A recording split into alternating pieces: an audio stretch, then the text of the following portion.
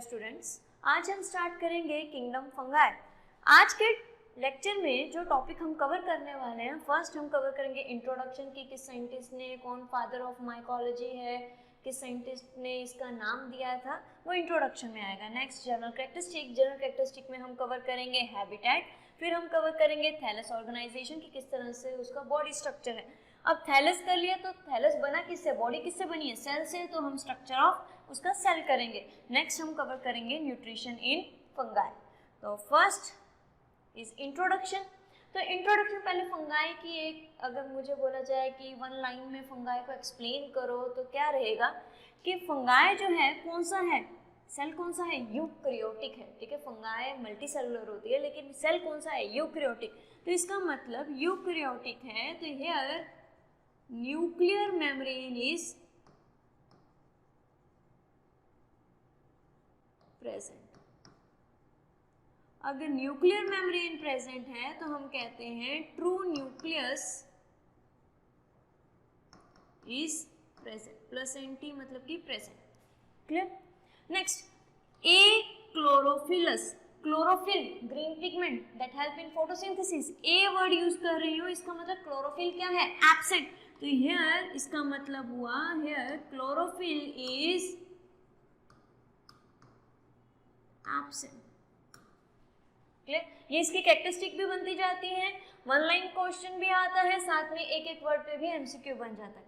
Heterotrophic, अरे जिसमें chlorophyll absent है तो डेफिनेटली हिट्रोट्रॉफिक होगा, इसका मतलब depend upon other organism.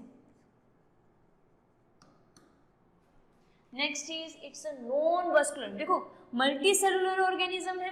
Previously fungi was placed in plant kingdom. मैं यहाँ पे आपको 5 स्टार में लिख दूं कि fungi according to to kingdom classification it was placed इन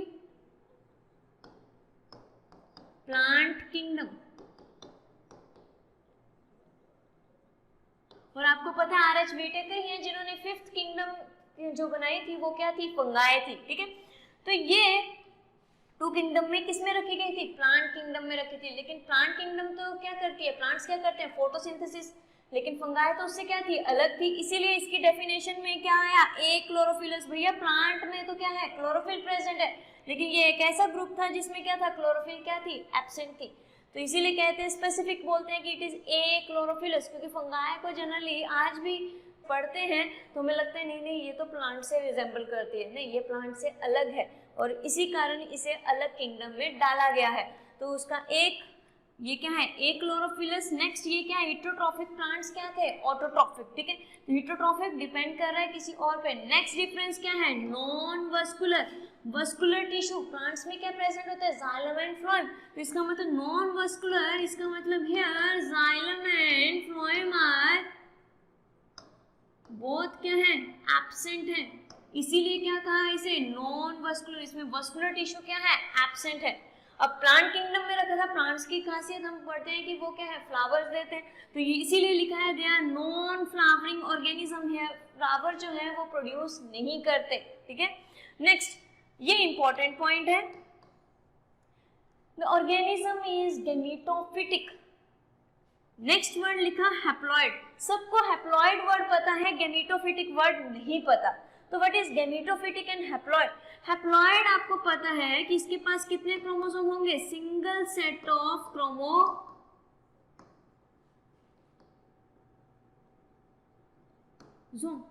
अगर इसमें सिंगल सेट ऑफ क्रोमोसोम है तब मैंने इसे रिप्रेजेंट किया स्मॉल एन से, यही हुआ। तो इसका मतलब ऑर्गेनिज्म असल में क्या है, मल्टी सेलुलर। इसका मतलब उसका ये सेल किससे बना है, एन। तो मल्टी सेलुलर है तो इसके बहुत सारे सेल्स होंगे, बहुत सारे जो सेल्स हैं उसमें क्या प्रेजेंट है, single set of chromosome present है। अब ये जो सिंगल सेट ऑफ क्रोमोसोम से ये कंप्लीट जो बॉडी फॉर्म हुई, ये कैसी हुई, गेमेटोफिटिक। क्लियर। इसका मतलब अगर मैं बॉडी देखूं तो आप प्लांट किंगडम भी पढ़ोगे, एनिमल भी पढ़ोगे ना, कहीं भी पढ़ो मल्टी सेलुलर ऑर्गेनिज्म, तब ये वर्ड आने शुरू हो जाते हैं कि एक बॉडी आ जाती है गेमेटोफिटिक और एक बॉडी आ जाती है स्पोरोफिटिक। गैमेटोफिटिक। गैमेटोफिटिक बॉडी अगर देखूं तो इसका सेल जो होगा वो असल में उसमें कितने कैसे क्रोमोसोम होंगे, haploid set of chromosome present होगा कि वो organism single set of chromosome होगा, वो ऑर्गेनिज्म कैसा होगा, हैप्लॉइड होगा। अगर मैं कह रही हूँ स्पोरोफिटिक तो वो ऑर्गेनिज्म असल में उसका सेल कैसा होगा, डिप्लॉयड होगा। क्लियर?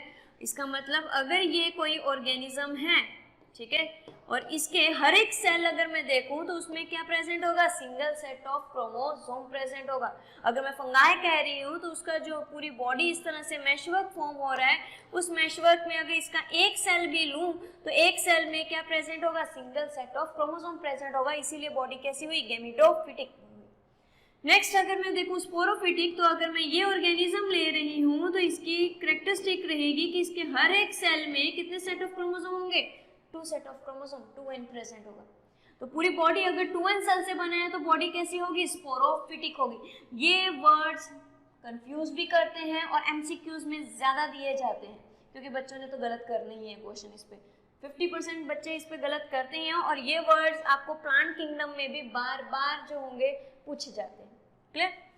नेक्स्ट, अब इसकी इंट्रोडक्शन फर्स्ट इज माइकोलॉजी क्या होती है, बहुत कॉमनली पूछा जाता है। माइकोलॉजी, मैंने माइको वर्ड आपको पहले ही कहा था, रिलेटेड टू फंगाई, ठीक है, तो इट इज स्टडी, लॉजी है तो स्टडी होगी, ठीक है, तो this is study of fungi.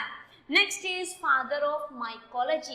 Father of mycology आपका मैथली आता है और उन्होंने बुक दी थी नोवा प्लांटेरम जेनेरा, बुक नहीं पूछी जाती, फादर ऑफ माइकोलॉजी पूछा जा सकता है। Next is father of modern mycology, that is D Beren. Next is father of Indian mycology, E.J. Butler. Next is fungi, name was given by Bahin. And next is study of rust of wheat, जो की थी वो की थी केसी मेहता ने की थी। इसमें सबसे ज़्यादा important is study of fungi, that is mycology। ये हद से ज़्यादा इंपॉर्टेंट है क्योंकि हर जगह MCQs में आपको दिखेगा। Next is general characteristics. तो जनरल कैरेक्टरिस्टिक्स में फर्स्ट आ जाता है हैबिटेट, भैया रहते कहाँ है।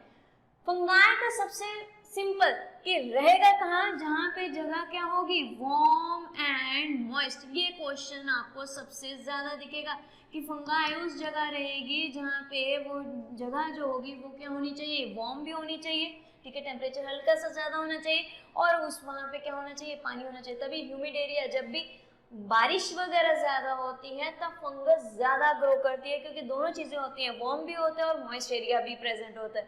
नेक्स्ट, फंगाई अगर ग्रो करेगी तो उसका हैबिटेट जो होगा वो soil, water, air, mouth, skin, hair, eye, हर जगह कर रही है और बेसिकली क्या होता है, डिके मैटर पे करती है, ठीक है। नेक्स्ट अगर बोलूँ तो डिस्ट्रीब्यूशन इसका क्या हुआ, कॉस्मोपॉलिटन। अब ये वर्ड जो है वो ज्यादा क्वेश्चन आता है कि फंगाई जो है वो कॉस्मोपॉलिटन है। कॉस्मोपॉलिटन का मतलब है everywhere,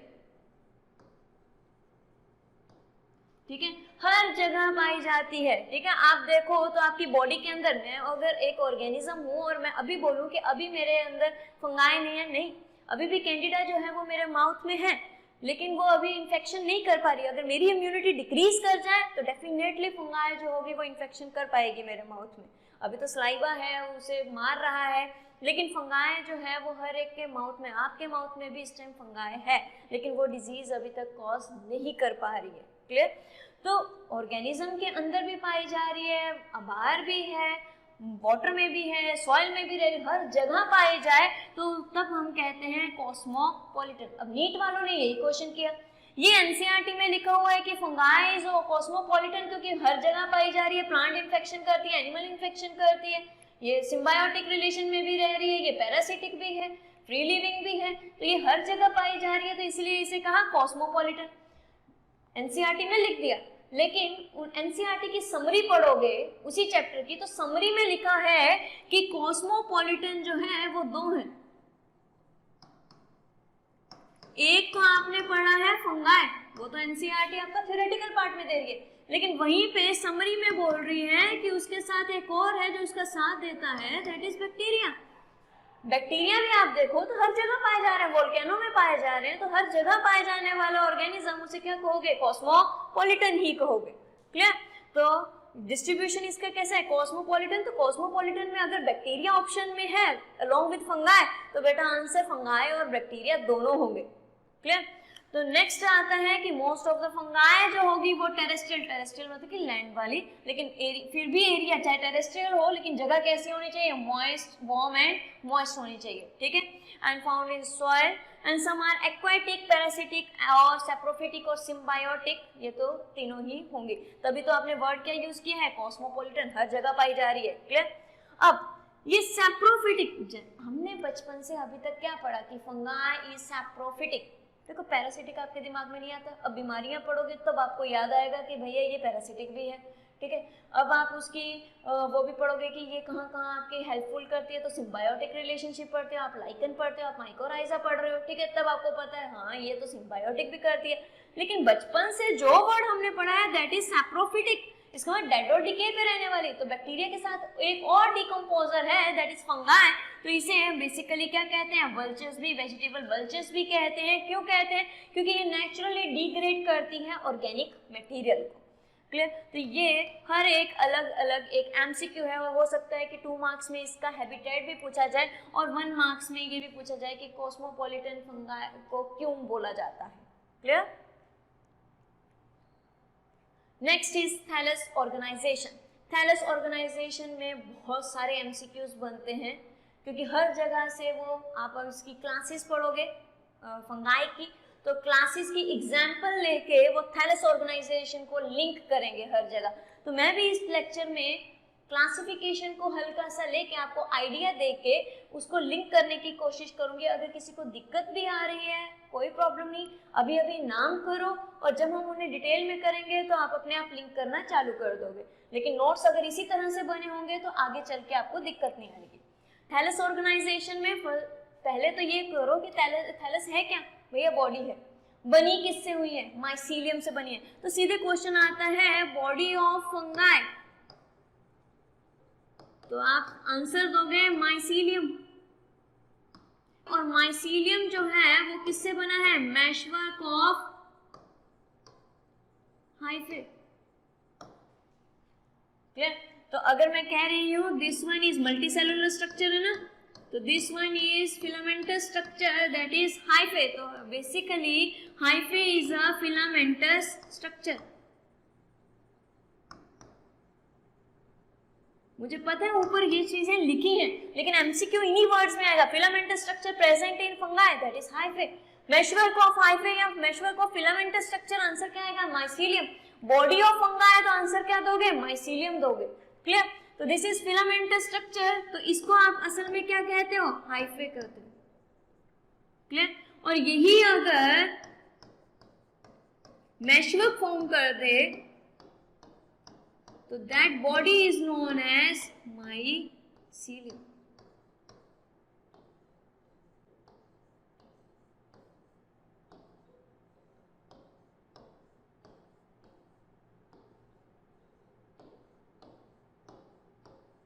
This complete structure is mycelium.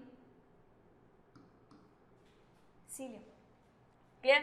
तो वही बोला है, the main body is thallus and that is called mycelium. और उसमें क्या प्रेजेंट होता है, इंटरवोवन मतलब कि मैशवर्क प्रेजेंट है, किसका, थ्रेड लाइक स्ट्रक्चर। और वो थ्रेड लाइक स्ट्रक्चर क्या होता है, हाइफे होता है।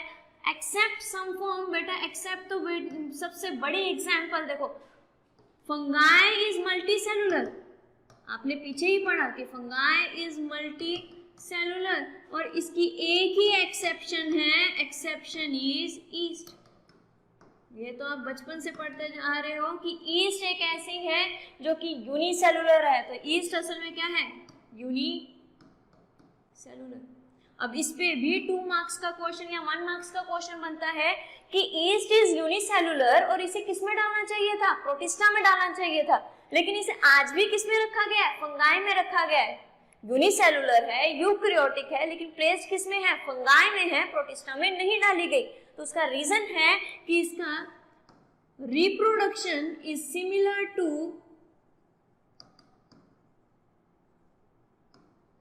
फंगाई। इसका the way of spore formation is the major characteristic of fungi. देखो स्पोर बैक्टीरिया भी फॉर्म करता है, प्लांट्स भी फॉर्म कर रहे हैं, फंगाई भी फॉर्म कर रहे हैं, लेकिन मेजर कैरेक्टरिस्टिक स्पोर किसकी है, वो फंगाई की है। चाहे वो एसेक्सुअली रिप्रोड्यूस करे चाहे सेक्सुअली रिप्रोड्यूस करे, दोनों कंडीशन में फंगाई स्पोर फॉर्म करती है। इसलिए spore formation is a major characteristic of fungi. कहीं लिख लेना कि spore formation is a major characteristic of fungi. वैसे तो बैक्टीरिया, आपका प्लांट्स और फंगाई तीनों ही स्पोर्स फॉर्म करते हैं, क्लियर। तो ईस्ट भी स्पोर उसी तरह से फॉर्म कर रही थी जिस तरह से फंगाई स्पोर फॉर्म करती है, और प्रोटिस्टा में कोई ऐसा ऑर्गेनिज्म इस तरह का स्पोर फॉर्मेशन शो नहीं करता। इसलिए ईस्ट यूनिसेलुलर होने के बावजूद भी किसमें प्लेस की गई है, फंगाई में प्लेस की गई है, और ये आपको क्वेश्चन दिखेगा तो लिख लीजिएगा, clear. Next is hyphae are septate और एसेप्टेट एंड सेप्टेट। अब ये क्या है, सेप्टा, सेप्टा मतलब कि पर्दा। अगर ये एक रूम है और रूम में मैं एक कोई भी क्लॉथ लूँ या कोई भी दुपट्टा लूँ और मैं इस तरह से उसे लगा दूँ, तो इसी कमरे को मैं दो पार्ट्स में क्या कर दे रही हूँ, डिवाइड कर दे रही हूँ। तो वो जो एक बैरियर मैंने बनाया that is known as septa. तो अगर ये एक सेल है और उसमें एक बैरियर फॉर्म हो रहा है तो दैट इज सेप्टा। तो मैं कह रही हूँ कि hyphae that is a multi cellular condition filamentous structure, उसमें सेप्टा होगा तो उसे क्या कहेंगे, सेप्टेट, नहीं होगा तो उसे क्या कहेंगे, एसेप्टेट। अब है क्या, अगर इस तरह से सेल्स हैं और सेल एक दूसरे से लिंक तो होंगे ही, फिलामेंटस स्ट्रक्चर है,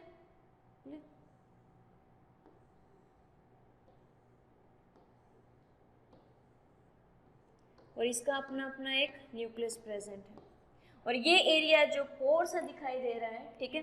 तो ये जो मेम्ब्रेन फॉर्म हुई जो इसे बैरियर फॉर्म कर रहा है, this membrane is known as septa. तो दो सेल्स को अलग कर रही है, ठीक है। तो जहां पे सेप्टा प्रेजेंट होगा that mycelium will be septate. अगर सेप्टा प्रेजेंट ही नहीं है तो आपको माइसीलियम कुछ इस तरह से दिखेगा, क्योंकि सारे के सारे बीच में कोई बैरियर ही नहीं है, तो न्यूक्लिया इस तरह से दिखेंगे। तो कंडीशन कौन सी आ गई, multinucleated. This multinucleated condition is also known as coenocytic. अभी आगे वर्ड भी आएगा सिनोसिटिक। तो सिनोसिटिक वर्ड का क्या मतलब है कि मल्टी न्यूक्लिएटेड कंडीशन है, और क्यों हो रखी है, क्योंकि इसके बीच में सेप्टा क्या है, एब्सेंट है, क्लियर। तो अभी तक आपने कवर किया कि अगर बॉडी ऑफ फंगाई देखा जाए that is known as mycelium, बने किससे होते हैं, फिलामेंटस स्ट्रक्चर से फॉर्म हुए होते हैं। That filamentous structure is known as hyphae. Hyphae septate भी हो सकते हैं और एसेप्टेट भी हो सकते हैं। सेप्टेट होंगे तो सेप्टा बीच में बैरियर जो होगा वो प्रेजेंट होगा, कंटिन्यूस नहीं होता, ठीक है, लेकिन बैरियर उसमें प्रेजेंट होगा, जिसकी वजह से हर एक सेल आपको दिखेगा और वो डिस्टिंक्ट होगा और यूनिन्यूक्लिएटेड दिखेगा। लेकिन यहाँ पे अगर बैरियर नहीं है, उन्हें डिफरेंशिएट नहीं कर रही कोई मेम्ब्रेन, तो वो कंडीशन कौन सी आ जाएगी, सिनोसिटिक। और सिनोसिटिक कंडीशन कैसी होती है, मल्टी न्यूक्लिएटेड होती है, क्लियर।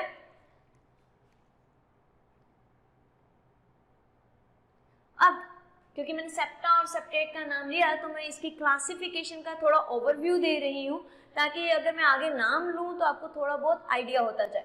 तो अगर मैं कहूँ ट्रू फंगाई तो बेसिकली दो पार्ट्स में डिवाइड हुई। एक वो हुई जिसमें सेप्टा प्रेजेंट है और एक जो जिसमें सेप्टा नहीं है। इसका मतलब ये वो है जिसके अंदर अगर मैं देखूं सेप्टा जो है वो एब्सेंट है और फिलामेंट जो है वो कंटिन्यूस दिखाई दे रहा है विद मल्टी न्यूक्लिएटेड कंडीशन। तो ये जो हुई that is lower true fungi. This is कौन सी कैटेगरी है, फाइकोमाइसीट्स। आप बुक में देखोगे तो फाइकोमाइसीट्स लिखा है, उसके अंडर आपने ओमाइसीट्स भी कवर करेंगे और जाइगोमाइसीट्स भी कवर करेंगे। जाइगोमाइसीट्स का नाम होता है कॉन्जुगेशन फंगाई। इसके जो कॉमन नेम बोल रही हूँ वो साथ के साथ अभी लर्न हो जाने चाहिए। तो फर्स्ट आ जाती है फाइकोमाइसीट्स। फाइकोमाइसीट्स में आती है ओमाइसीट्स एंड जाइगोमाइसीट्स। ओमाइसीट्स एंड जाइगोमाइसीट्स जो है वो एनसीईआरटी में नहीं दी, लेकिन कॉम्पिटिटिव पॉइंट ऑफ व्यू से क्वेश्चन आता है। एग्जाम्पलर देखोगे तो उसमें भी क्वेश्चन है, क्लियर। तो फाइकोमाइसीट फर्दर हम पढ़ेंगे ओमाइसीट्स एंड जाइगोमाइसीट्स। फिर हम पढ़ेंगे हायर फंगाई जिसमें क्या प्रेजेंट है, सेप्टा जो है वो प्रेजेंट है and that is septate type. Higher fungi जो है, क्वेश्चन ये भी आएगा हायर फंगाई कौन कौन सी है, तो आप बोलोगे एस्कोमाइसीट, बेसिडियोमाइसीट एंड ड्यूट्रोमाइसीट्स आर हायर फंगाई। अब क्वेश्चन ये आएगा कि हायर फंगाई फर्दर दो टाइप की आ जाती है। एक वो जिसमें सेक्सुअल रिप्रोडक्शन हमें पता है, और वो कौन सी आएंगी, एस्कोमाइसीट्स एंड बेसिडियोमाइसीट। एक नेक्स्ट टाइप आती है जिसमें सेक्सुअल रिप्रोडक्शन अननोन। इसका मतलब ये ऐसी जो क्लास है जिसमें अगर फंगाई है वो होगी जिसमें सेक्सुअल रिप्रोडक्शन आज तक हमें पता ही नहीं। या तो वो ये जो फंगाई है वो सेक्सुअल रिप्रोडक्शन शो ही नहीं करती, या तो आज तक हम उसकी सेक्सुअल रिप्रोडक्शन डिस्कवर नहीं कर पाए, तब हम उस फंगाई को किस में रख देते हैं, ड्यूट्रोमाइसीट्स में रख देते हैं। क्लियर? तो क्योंकि ये सारे के तीनों क्या है, सेप्टेट हैं। सेप्टेट है तो डिफरेंस कहाँ बनता है कि अगर मुझे सेक्सुअल रिप्रोडक्शन नहीं पता तो वो क्या होती है, ड्यूट्रोमाइसीट्स होती है।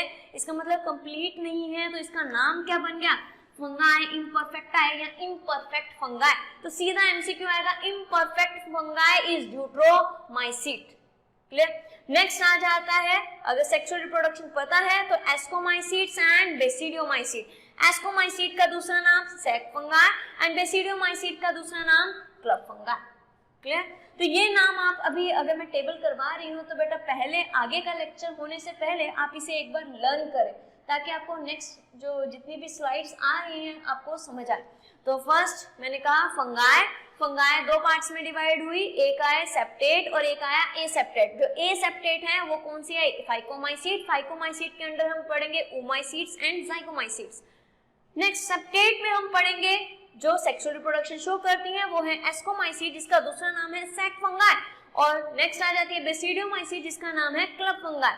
नेक्स्ट इज सेक्सुअल रिप्रोडक्शन जिसमें नहीं होती उसमें हम पढ़ेंगे ड्यूट्रोमाइसीट, क्योंकि इसकी सेक्सुअल रिप्रोडक्शन हमें नहीं पता या होती ही नहीं है, इसीलिए इस क्लास का नाम क्या बन जाता है, इम्परफेक्ट फंगाई। तो deuteromycetes are also known as imperfect fungi. Clear? ये करके फिर नेक्स्ट स्लाइड करना। तो माइसीलियम जो होता है वो दो टाइप का आएगा, एक आया सिनोसिटिक माइसीलियम। सिनोसिटिक माइसीलियम अगर कर रहे हो तो इसका मतलब है सेप्टा इज एब्सेंट। अगर सेप्टा एब्सेंट है तो कंडीशन कौन सी आ गई, मल्टी न्यूक्लिएटेड। अगर ये मल्टी न्यूक्लिएटेड कंडीशन है तो इसका मतलब आपने सिर्फ और सिर्फ एक ही में पढ़ा है, दैट इज फाइकोमाइसीट्स।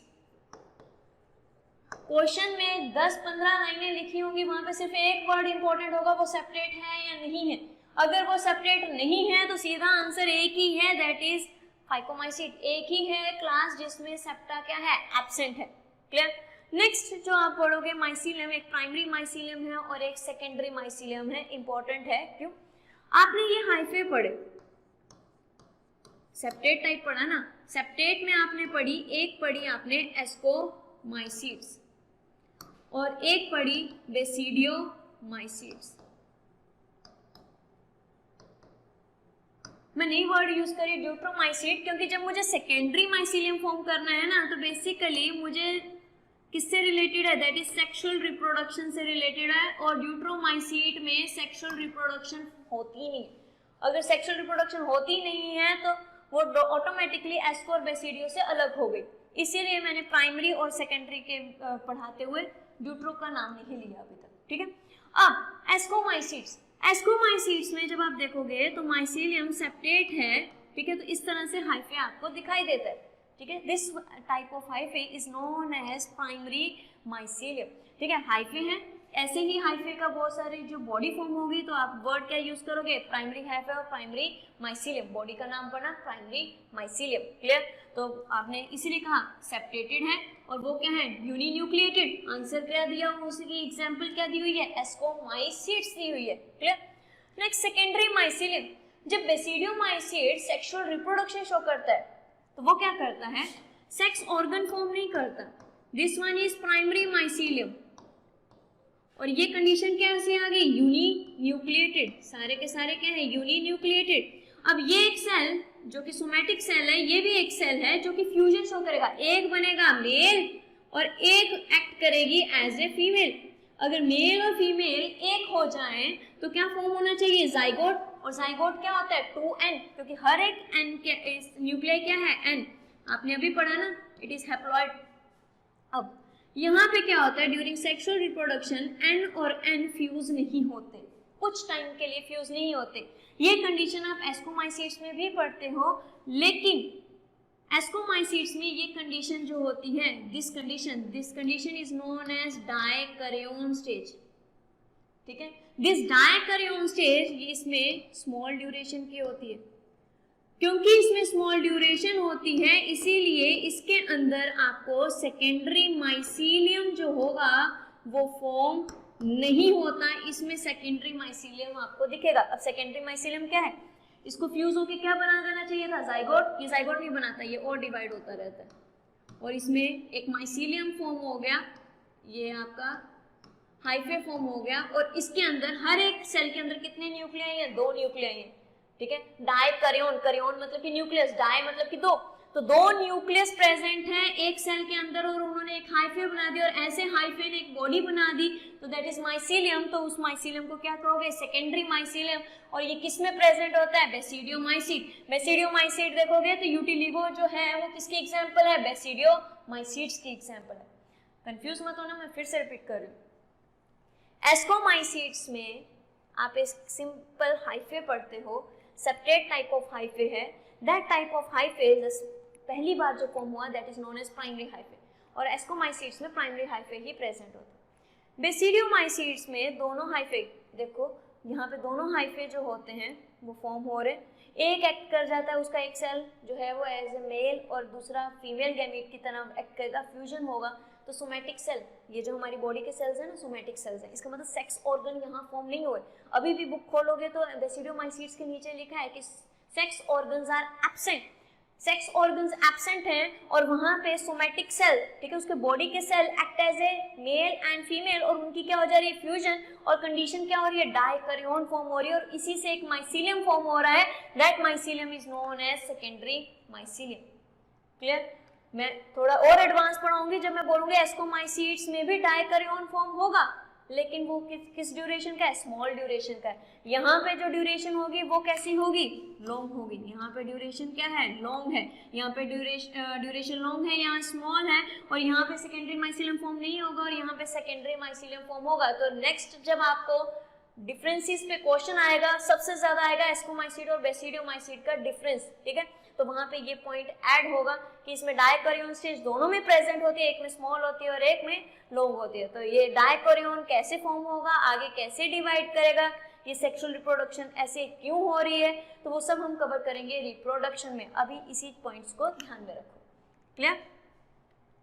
तो आपका आ गया primary mycelium and secondary mycelium and Ustilago is the example of basidiomycetes. Next is septa. Septa है, आपने बोला एस्कोमाइसीट्स में प्रेजेंट है, एक किस में प्रेजेंट है, अगर मैं देखूं तो एक सेप्टा आपने बोला कि किस में प्रेजेंट है, सेपरेट टाइप ऑफ किस में प्रेजेंट है, एक आपने किया एस्कोमाइसीट्स, एक आपने किया बेसिडियोमाइसीट्स और एक आपने किया ड्यूट्रोमाइसीट। क्लियर? अब सेप्टेट मैंने कहा एस्कोमाइसीट में तो प्राइमरी टाइप ऑफ हाइफे ही प्रेजेंट होते हैं, तो उसमें अगर मैं देखूं सेप्टा, तो सेप्टा इस तरह से बैरियर है, ये सेल है, ये उसका न्यूक्लिया है, एक दूसरा न्यूक्लिया है, ठीक है। बैरियर के बीच में, अगर ये सेल के बीच में इस तरह से एक बैरियर फॉर्म हुआ है और मैंने कहा मटेरियल इधर से उधर जा सकता है, ठीक है, एक पोर प्रेजेंट होता है, दिस इज नोन एज पोर, जहाँ से मटेरियल एक सेल से दूसरे सेल में जा सकता है और जो मटेरियल है उसके जाने की स्पीड क्या हो जाती है, इंक्रीज हो जाती है, ठीक है। तो ये जो बैरियर, ये जो पोर क्रिएट हुआ इसे कहते हैं पोर सेप्टा, ठीक है। तो जहाँ पे पोर प्रेजेंट होगा तो दैट इज पोर सेप्टा। अब एक वर्ड आया डोलीपोर सेप्टा, इसका मतलब सेप्टा दो टाइप के हुए, एक आया सिंपल वाला और एक आया डोलीपोर सेप्टा। ड्यूट्रोमाइसीट सिंपल में चलेगा, एस्कोमाइसीट भी पोर सेप्टा में ही चलेगा, लेकिन बेसिडियोमाइसीट की मेजर कैरेक्टरिस्टिक में से एक कैरेक्टरिस्टिक आती है दैट इज डोलीपोर सेप्टा। और हो नहीं सकता कि कोई भी ऐसी बुक हो जिसमें ये एमसीक्यू ना दिखे कि dolipore septa is a characteristic of basidiomycetes. ना, डोलीपोर सेप्टा, ये एक सेल आया, ये दूसरा सेल आया, यहाँ पे इसके एंड जो हैं वो इस तरह से स्वोलन हो जाते हैं, फ्लास्क शेप इस तरह से स्ट्रक्चर, यहाँ पे फ्लास्क शेप स्ट्रक्चर फॉर्म होने शुरू हो गया, क्लियर। ये देखो यहाँ से फ्लास्क बनना शुरू हो गई, तो वो बोलते हैं कि इस तरह से इसके एंड्स जो होंगे पोर के, वहां पे क्या है, स्वेलिंग प्रेजेंट है, तो कैसा सेप्टा फॉर्म हो गया, डोली पोर सेप्टा कहते हैं। क्लियर, क्वेश्चन यही तक आएगा, इससे ज्यादा क्वेश्चन नहीं आता कि dolipore septa is a characteristic of basidiomycetes. लेकिन अगर बाय चांस आपको बुक्स में कहीं पेरेंथोजोम वर्ड दिख जाए तो वो असल में क्या है कि इस एरिया में जहाँ पे स्वेलिंग प्रेजेंट है वहां पे एंडोप्लाज्मिक रेटिकुलम इस तरह से पोरस प्रेजेंट होता है, तो उसे हम कहते हैं पेरेंथोजोम। अगर ये क्वेश्चन आता नहीं है लेकिन बुक में दिखेगा तो डाउट बन सकता है, इसलिए बोल रही हूँ। तो आपको पेरेंथोजोम वर्ड आता है तो एंडोप्लाज्मिक रेटिकुलम है, यहाँ पे पोरस एंडोप्लाज्मिक रेटिकुलम प्रेजेंट होता है, जिस जगह पे स्वेलिंग प्रेजेंट है तो उसे हम कहते हैं पेरेंथोजोम। और ये जो स्ट्रक्चर फॉर्म हो रहा है इसका नाम इन्होंने क्या दिया है, डोली पोर सेप्टा दिया है। क्लियर, तो इसमें मेजर पॉइंट जो आपको याद रखना है, dolipore septa is a characteristic of basidiomycetes. इस पे नहीं पूछा जाएगा, सबको पता है, सिंपल ही पढ़ा होगा। इसकी अलग कैरेक्टरिस्टिक है, तो आपको बेसिडियोमाइसीट्स याद रखना है। क्लियर, नेक्स्ट आ जाता है डिफरेंट फॉर्म ऑफ माइसीलियम। मैंने कहा ना थैलस ऑर्गेनाइजेशन बहुत अंदर अंदर तक घुसा हुआ है और उसमें बहुत सारे एमसीक्यूज लिंक करेंगे क्लास के बेसिस पे। तो फर्स्ट इज प्लेक्टेनकाइमा। प्लेक्टेनकाइमा बेसिकली क्या है, हाइफे है, हाइफे ये हाइफे है, ये हाइफे है, तो अब ऑर्गेनाइज होगा ना, इस तरह से जुड़ा होगा, नीचे एक और हाइफे आएगा, फिर एक और हाइफे, तो एक तभी बॉडी फॉर्म हो पाएगी। वो बोल रहा है कि हाइफे अरेंज है लूजली या कम्पैक्टली अरेंज्ड है, तो हम बॉडी टाइप हम कहते हैं प्लेक्टेनकाइमा टाइप। ये नॉर्मल कैरेक्टरिस्टिक, ठीक है। अब अरेंजमेंट भी तो डिफरेंट हो सकती है, ये भी तो हो सकती है, ये हाइफे पैरेलल एक दूसरे से अरेंज्ड है, और जब मैं डिफरेंशिएट करना चाहूँ तो मैं एक हाइफे को दूसरे हाइफे से आराम से डिफरेंशिएट कर सकती हूँ और अलग अलग कर सकती हूँ। अगर ऐसे टाइप का हाइफे मतलब लूजली अरेंज्ड है तब मैं उसे कहूंगी प्रोजेनकाइमा। क्वेश्चन दिखेगा, ठीक है। अगर लूजली अरेंज्ड है तो प्रोजेनकाइमा, पेपर में नहीं दिखेगा लेकिन बुक्स में दिखेगा। तो अगर हाइफे लूजली अरेंज्ड है तो उसे पैरेलली लूजली अरेंज्ड है तो हम कहते हैं प्रोजेनकाइमा। अब नेक्स्ट आता है स्यूडो पेरेनकाइमा। स्यूडो पेरेनकाइमा क्या है कि हाइफे इस तरह से एक दूसरे के साथ कंपैक्टली अरेंज्ड हैं कि आपको स्ट्रक्चर दिखता है सिर्फ इस तरह से, यहाँ कोई सेल प्रेजेंट है, लेकिन आप इन्हें डिफरेंशिएट करना चाहो, अलग अलग हाइफे करना चाहो तो आप नहीं कर सकते। तो ये कॉम्पैक्टली अरेंज्ड है, that structure is known as pseudo parenchyma. Basically 9th में आपने ये वर्ड पढ़ा है प्लांट टिश्यू में। प्लांट टिश्यू में ये पढ़ा है आपने परमानेंट टिश्यू में पेरेनकाइमा सेल्स। पेरेनकाइमा में आपने कहा था इस तरह से सेल्स जो होते हैं वो अरेंज होते हैं। सेम जब आप हाइफे को अंडर माइक्रोस्कोप देखोगे तो आपको भी स्ट्रक्चर कैसा दिखता है, इस तरह से स्ट्रक्चर दिखता है जो कि पेरेनकाइमा का स्ट्रक्चर होता है, इसीलिए नाम क्या पड़ गया, स्यूडो पेरेनकाइमा। और ये आपका स्ट्रक्चर रहा प्रोजेनकाइमा। अब यहाँ पे दो और पड़े हैं, दैट इज स्क्लेरोटियम और साथ में पड़ा है राइजोमोफ।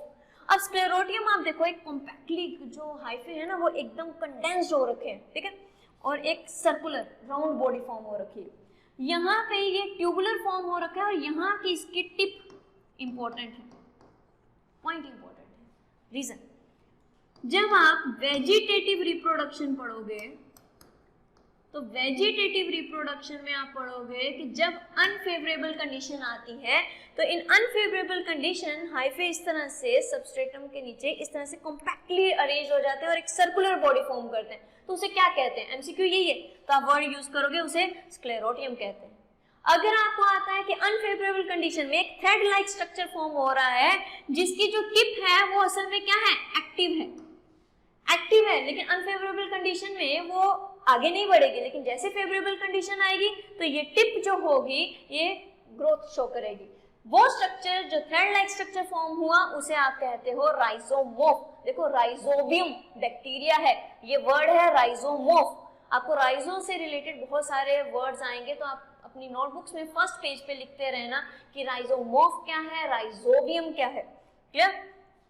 तो स्क्लेरोटियम और राइजोमोफ आप अगेन किस में पढ़ोगे, वेजिटेटिव रिप्रोडक्शन, वहीं पे सबसे ज्यादा इंपॉर्टेंट है। तो वही राइजोमोफ अगर देखा जाए तो कैसा है, root like structure, aggregation of किसका आया था, हाइफे आया था, और ये इसकी जो टिप है, ग्रोइंग टिप जो है वो आगे जाके अंडर फेवरेबल कंडीशन फिर से क्या करेगी, ग्रो करेगी। Next is sclerotium. स्क्लेरोटियम स्यूडोपेरेन्काइमा के जैसा ही स्ट्रक्चर था और इसका कोई भी टिप प्रेजेंट नहीं, ये राउंड बॉडी है, क्लियर। तो ये राउंड बॉडी है, जैसे ही फेवरेबल कंडीशन आएगी तब ये ग्रो करेगी। नेक्स्ट आ जाता है होस्टोरिया। होस्टोरिया बेटा जब आप लाइकन पढ़ोगे ना तब आप पढ़ोगे कि उसके एल्गी के सेल के अंदर जो फंगाई है वो अपना हाइफे को घुसाती है ताकि टू एब्जॉर्ब न्यूट्रिएंट, तो that structure is known as haustoria. तो आप जब लाइकन पढ़ोगे वहाँ पे ये काफ़ी इंपॉर्टेंट पॉइंट है, इसलिए मैंने यहीं पे इंक्लूड किया है कि वो फंगाई से ही रिलेटेड है, क्वेश्चन गलत ना हो। नेक्स्ट आ जाता है एप्रोसोरिया।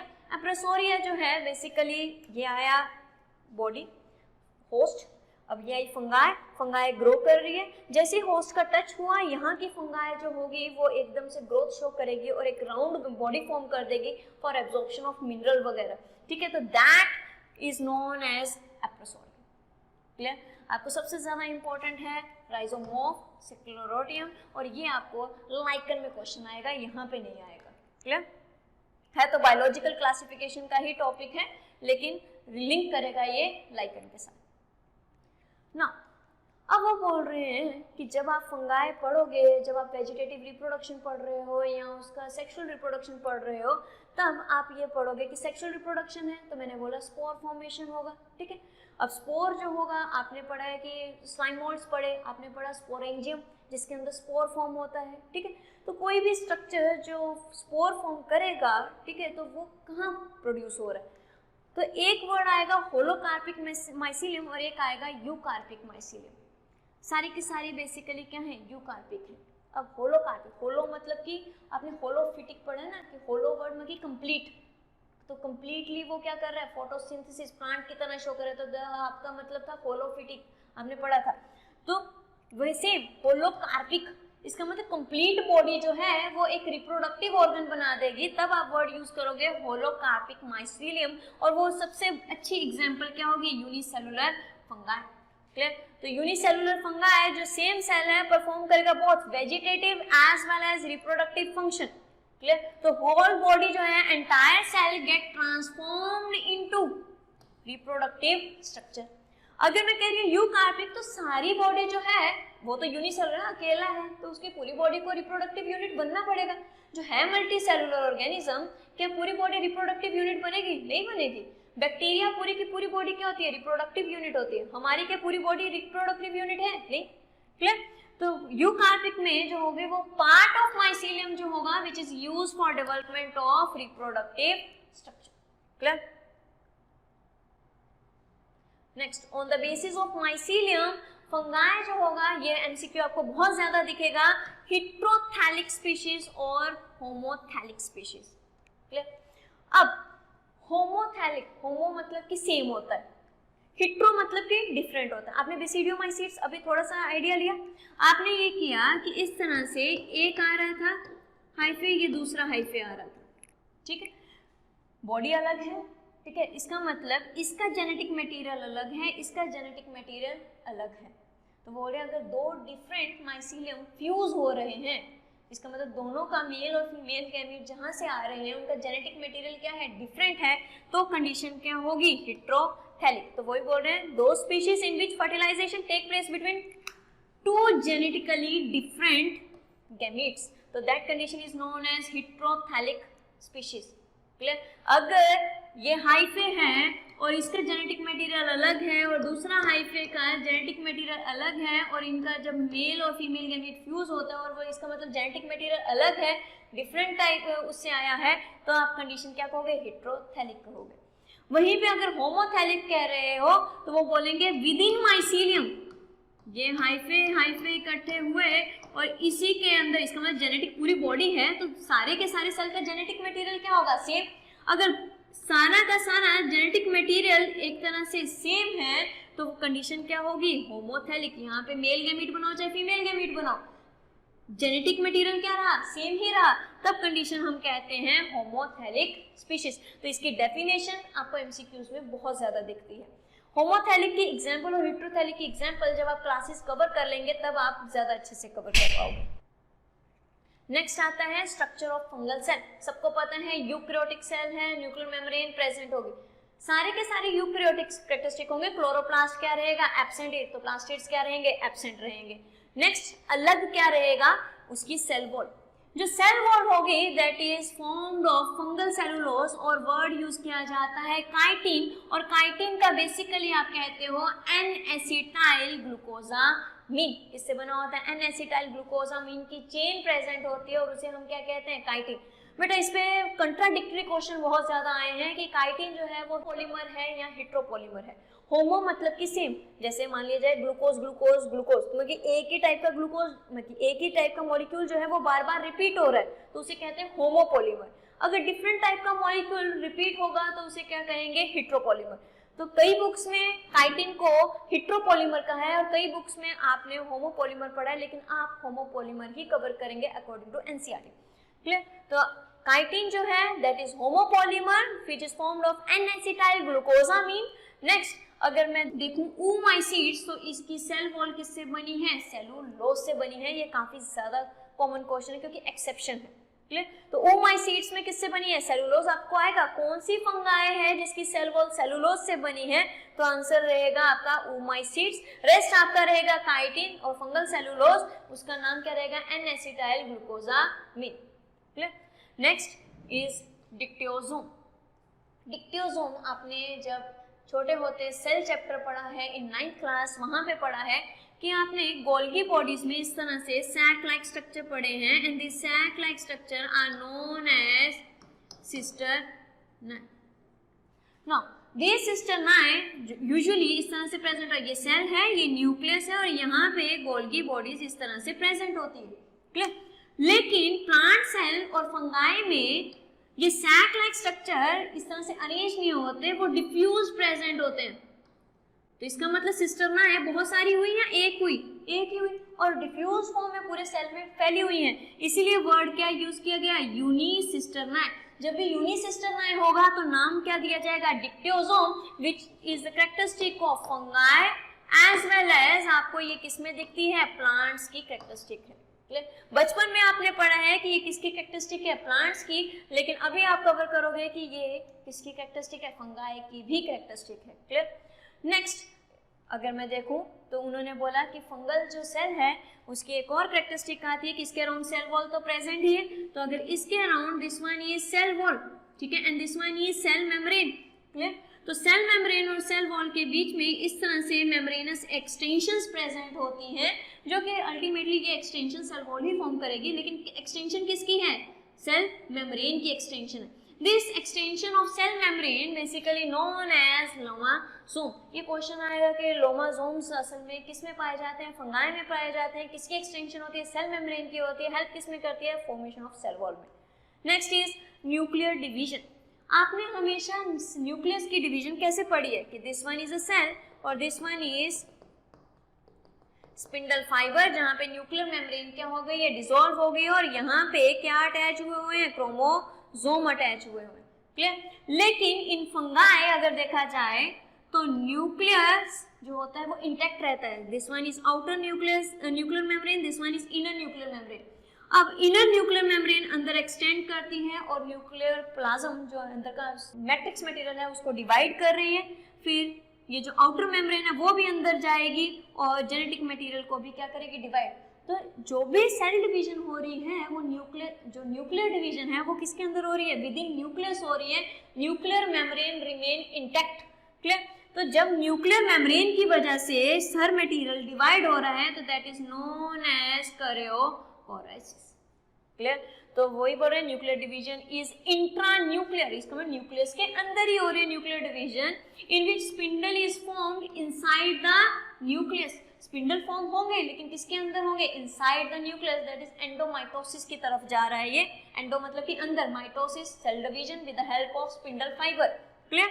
एंड न्यूक्लियर मेम्ब्रेन क्या रहेगी, परसिस्ट रहेगी, तभी तो न्यूक्लियस इंटैक्ट रहेगा। That condition is known as कैरियोपोराइसिस।